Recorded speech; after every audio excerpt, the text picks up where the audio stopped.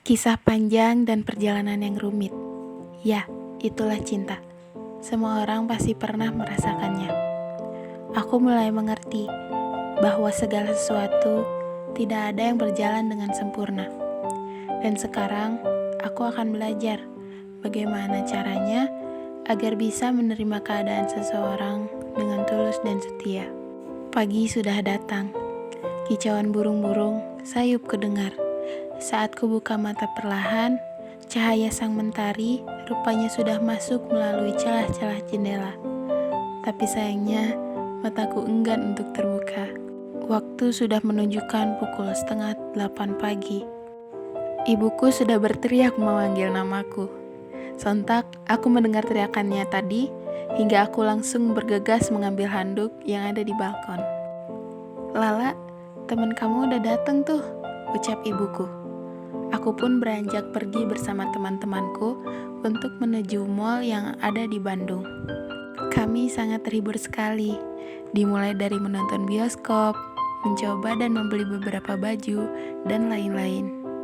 Hingga tanpa kusadari, waktu menunjukkan pukul 8 malam. Tiba-tiba kakakku datang untuk menjemputku. "Guys, Lala pulang duluan ya, kakak udah jemput," ucapku kepada mereka.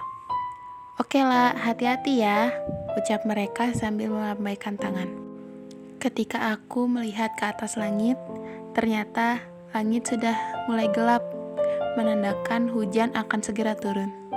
Seiring berjalannya waktu, datanglah seorang pria memakai jaket jeans berwarna sedikit kecoklatan dan bergaya rambut berjambul. Kakakku mengenalkan pria itu. "Lala, ini adik kelas kakak, namanya Abrigan Albara. Panggil aja Bara," ucap kakakku sambil memegang pundakku. Lalu Kak Bara menatapku dengan senyuman manisnya itu, membuatku merasakan hal yang berbeda. Tanpa berbasa-basi, Kak Bara menanyakan namaku sambil tersenyum. Lalu dia mengajak aku dan kakak untuk pulang bersamanya naik mobil. Minggu pagi, aku mulai beraktivitas di rumah, dari mulai bersih-bersih, membereskan tempat tidur, hingga mencari pakaianku yang kotor. Ting tong, suara bel berbunyi. Aku langsung menghampirinya dan membukakan pintu. "Halo Lala, selamat pagi," ucapnya kepadaku. Aku terkejut sekali melihat Kak Bara datang dengan membawa coklat yang sangat banyak dan membawa bunga juga. Aku langsung menjawabnya dengan sedikit gugup. "Kak Bara, selamat pagi Kak." "Oh iya, cari siapa Kak?" "Cari kakak ya," jawabku sambil tersenyum. Bukan Lala, aku mau ketemu kamu," ucapnya sambil tersenyum lebar. Hari demi hari berlalu.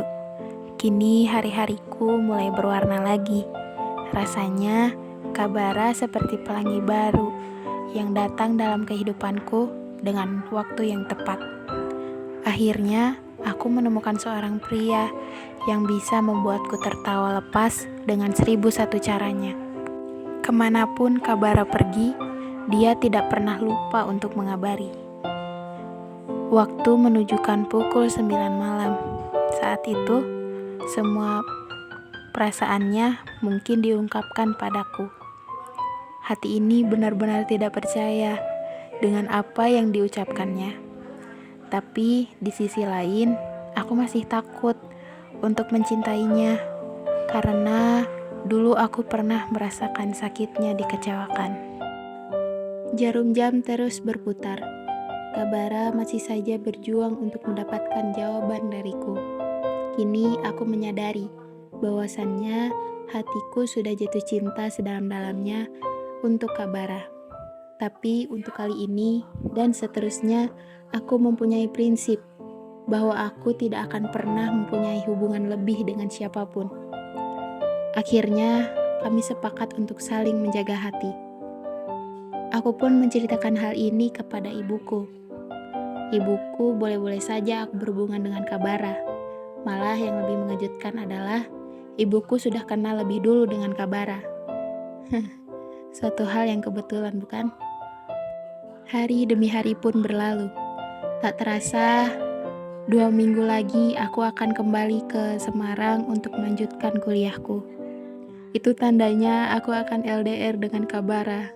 Sungguh sangat menyakitkan, namun harus dijalani. Singkat cerita, aku pun kembali ke Semarang. Di Semarang, aku tinggal bersama bibiku di rumahnya. Sesampainya di Semarang, aku disambut hangat oleh paman dan bibiku. Rasanya senang sekali bisa bertemu kembali dengan mereka. Tiba-tiba, bel rumah bibi berbunyi. Aku bergegas membukakan pintu, dan ternyata yang datang adalah 15 orang temanku. Hai Lala, bagaimana kabarmu saat berada di Bandung? Kita semua kangen tahu, ucap salah satu temanku dengan suara khasnya. Mereka semua langsung memelukku. Lala juga kangen kalian, ucapku sambil memeluk mereka. Rasanya bahagia sekali. Mereka datang ke rumah bibiku. Di antara 15 orang temanku, aku paling dekat dengan 3 orang, yaitu Kinan, Nisa, dan Keira. Meski aku jauh dari semua orang, tapi mereka semua yang selalu membuatku bahagia. Malam yang dingin membuat hatiku merasa sepi, membeku, seolah semua orang di sekitarku pergi dan menghilang.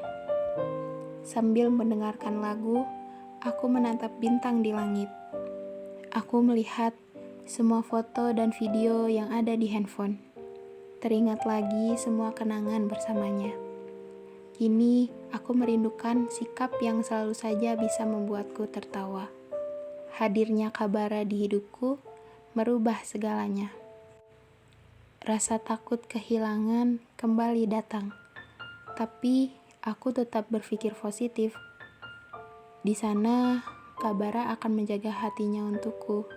Gumamku dalam hati sambil meneteskan air mata.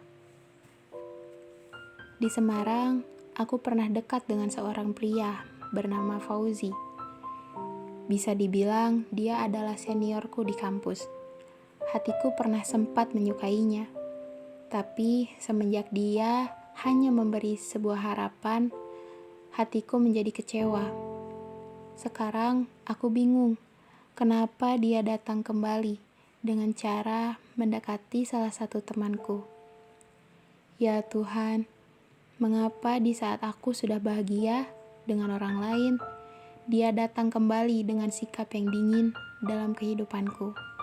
Gumamku dalam hati. Seiring berjalannya waktu, hampir setiap hari dia datang ke rumah dan membawakan beberapa makanan kesukaanku.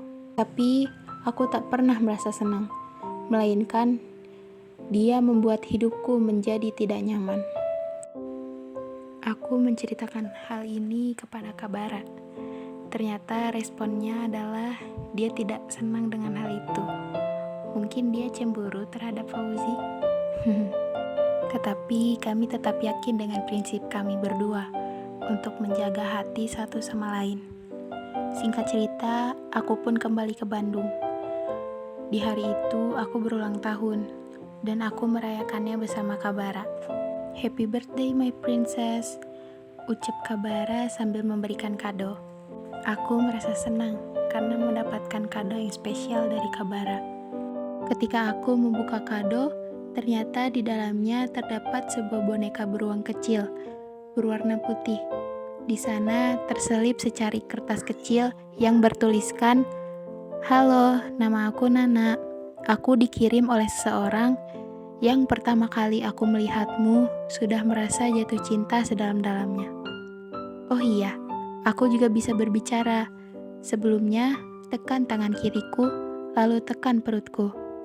Aku segera mencobanya. Ternyata ketika aku menekan, dia berkata, "I love you." Ingin ku terbang ke langit. Hatiku bahagia. Dan saat itu, dia mengajakku menikah. "So, will you marry me?" ucapnya sambil menatapku. Aku hanya dapat mengangguk. Lama setelah itu, akhirnya kami bertunangan. Ternyata ini adalah sebuah skenario yang Tuhan berikan untukku. Dia benar-benar setia menungguku hingga 6 tahun lamanya dengan rasa sabar.